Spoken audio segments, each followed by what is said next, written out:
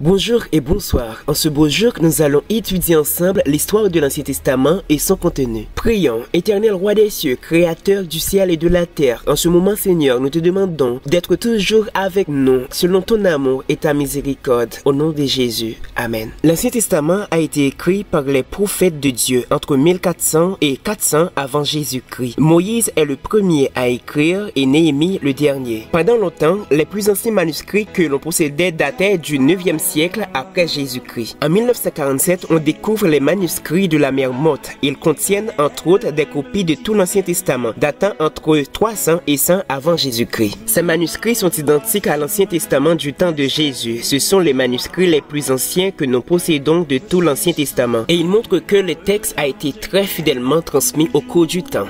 Comme nous l'avons dit, l'Ancien Testament contient en tout 39 livres. Les livres de l'Ancien Testament ont été rédigés en hébreu, sauf deux passages en araméen. Voici les principaux événements relatés dans l'Ancien Testament. La création de l'univers, la création de l'homme, la chute de l'homme, le déluge universel, les pères fondateurs du peuple élu, Abraham, Isaac, Jacob, l'histoire du peuple Israël, sa captivité en Égypte pendant 430 ans, l'exode dans le désert pendant 40 ans, la conquête de Canaan pendant 7 ans, l'époque des juges pendant 350 ans, le royaume avant la division, Saül, David et Salomon pendant 110 ans, le royaume d'Israël et de Juda après la division pendant 350 ans, la captivité de Juda à Babylone pendant 70 ans, le retour d'exil et la reconstruction du pays pendant 140 ans. Les 39 livres de l'Ancien Testament se concentrent sur l'histoire d'Israël et la promesse du Sauveur à venir. Le Pentateuque, également appelé la loi de Moïse, qui signifie les 5 rouleaux, il a été rédigé par Moïse dans le but de nous raconter la naissance d'Israël, la race choisie par Dieu pour être le canal de sa grâce, le dépositaire de la vérité révélée. Voici les résumés des livres du Pentateuque. Genèse, le livre des commencements. Exode, l'alliance de Dieu avec la nation juive. Lévitique, les lois de la nation juive. Nombre, le voyage vers la terre promise. Deutéronome, la récapitulation des lois de la nation juive. Les livres historiques sont au nombre de 12. Ces livres nous font assister aux expériences religieuses extérieures d'Israël. Nous pouvons citer particulièrement quelques personnalités prises en considération. Josué, Samuel, Saül,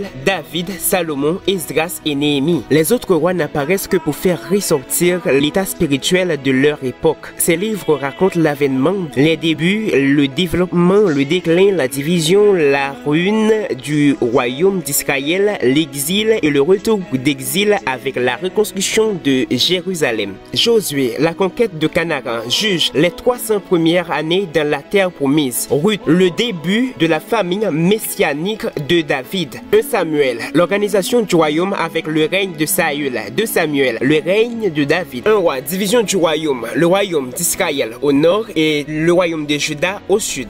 2 rois, l'histoire du royaume divisé. 1 chronique, règne de David. 2 chroniques, l'histoire de Juda, royaume du sud. Esdras, le retour de captivité à Babylone. Néhémie, la reconstruction de Jérusalem. Esther, délivrance d'Israël de l'extermination. Les livres poétiques sont subjectifs plutôt qu'objectifs, religieux plutôt qu'historiques. Ils s'occupent davantage des expériences intérieures du croyant plutôt que des expériences religieuses extérieures de la nation. Job, la souffrance de Job et la réponse de Dieu. Psaume, recueil des cantiques et des louanges du peuple juif. Proverbe, la sagesse de Salomon. Ecclésiaste, la vanité de la vie terrestre. Cantique des cantiques, éloge de la vie conjugale. Les livres prophétiques sont au nombre de 17. Ils exposent le plan de Dieu pour Israël et les nations. Les prophètes majeurs sont appelés ainsi à cause de la longueur de leurs écrits et les prophètes mineurs à cause de la petitesse de leurs écrits. Les prophètes avaient pour but non seulement de prédire les événements à venir, mais aussi de parler aux hommes de la part de Dieu. Ésaïe, le prophète messianique. Jérémie, le dernier effort pour sauver Jérusalem. Lamentation de Jérémie, chant de deuil sur la ruine de Jérusalem. Ézéchiel, jugement et rétablissement. Daniel, le prophète à Babylone. Osée, l'apostasie d'Israël. Joël, les promesses d'effusion de l'esprit. Amos, le règne final de la maison de David. Abdias, la destruction d'Édom. Jonas, message de repentance à Ninive. Michée, message de jugement et d'espérance. Nahum, la destruction de Ninive. Habakkuk, le juste vivra par la foi. Sophonie, promesse de purification. Agé, la reconstruction du temple. Zacharie, le rétablissement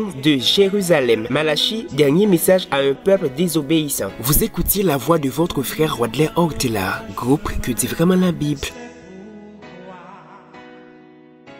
Je suis sans crainte.